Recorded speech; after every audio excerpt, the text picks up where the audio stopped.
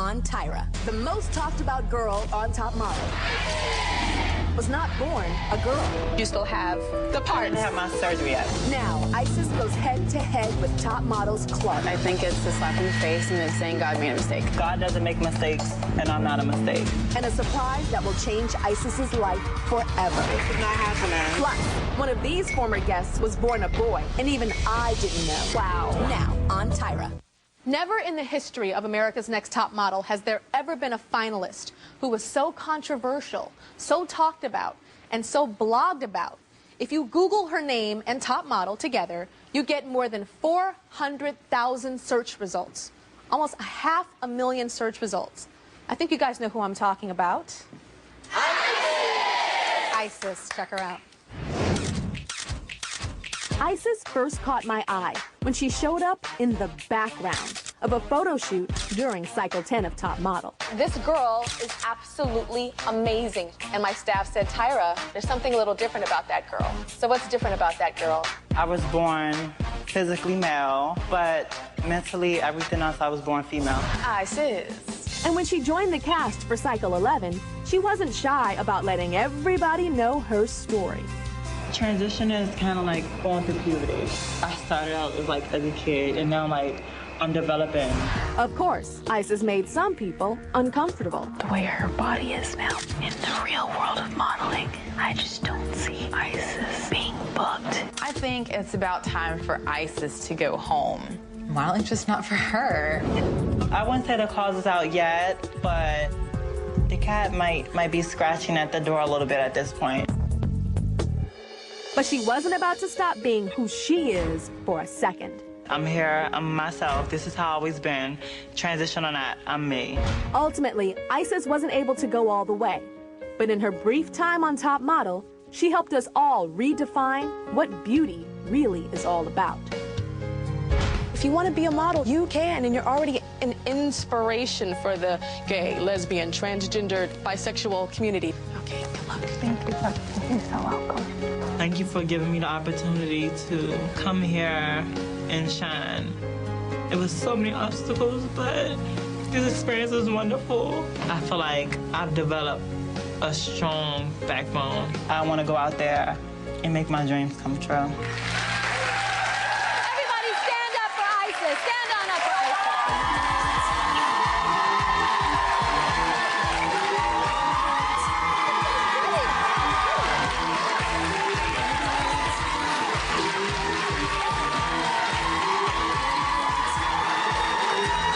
You look so pretty. I haven't seen you since you went home. Hi, everyone. I have not seen you since you went home. I like this hair on you. Thank you. She's trying to steal my hair. Go a little better.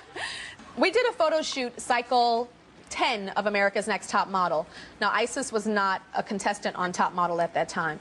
The theme of the photo shoot was homelessness. I wanted to show that homelessness can happen to anybody. So what we did is we had our top models dress as homeless girls, and we had real homeless girls dress in high fashion haute couture.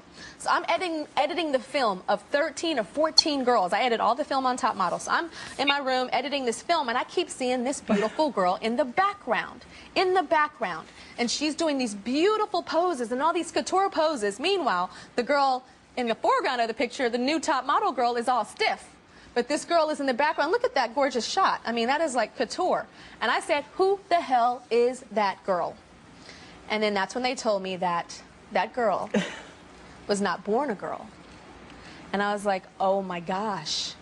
And I wanted this girl on Top Model, and they said you weren't born a girl. That picture changed your life, or those pictures changed your life. How did you end up in that photo? Because that means that you were homeless. At the time, I guess people always think that that was fake, but at the time, for a year, I was homeless. I was living in an assisted living program, and from there, another program I was in called Reciprocity, they got a call from Top Model, I guess, because they were involved with homeless youth. So they got the call, about having a few girls, and 5 of us, they asked. So, of course, I wasn't going to turn the opportunity down. I always loved Top Model, so I just went for it. You went for it, and look what happened. You had no idea that I would be looking at your picture going, oh, my God, there's a star in the background.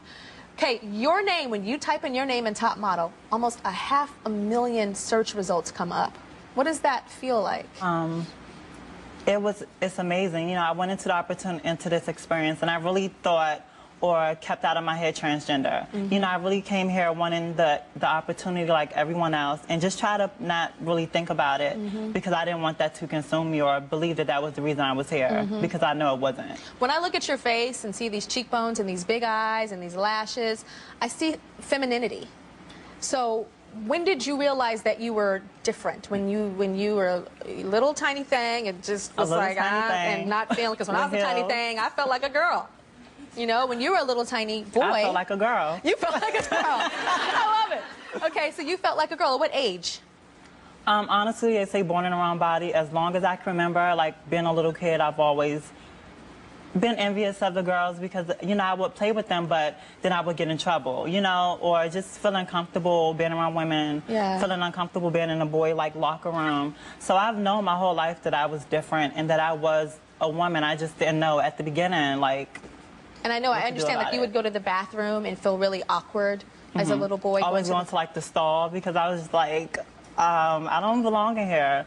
So I will always feel uncomfortable. Now, I know that little girls like to play with dolls. So did you like to play with dolls? Of course. Well, even though, let me set the record straight, I feel like it's okay for little boys to play with dolls. It is. It doesn't make them gay or transgender. You know, they say it make boys better fathers. But in my case, I've always liked to play with dolls, dress them up, because, you know, I'm a designer too. So dress them up, but I would always get in trouble. So then one day I convinced my mother's boyfriend at the time to get me a female action figure. So, which action figure was that? It was Xena at the time. Well, I wanted Storm, but then I got the Xena. That's very clever. It was Xena, and like you could take off her clothes. Like she had on another outfit underneath.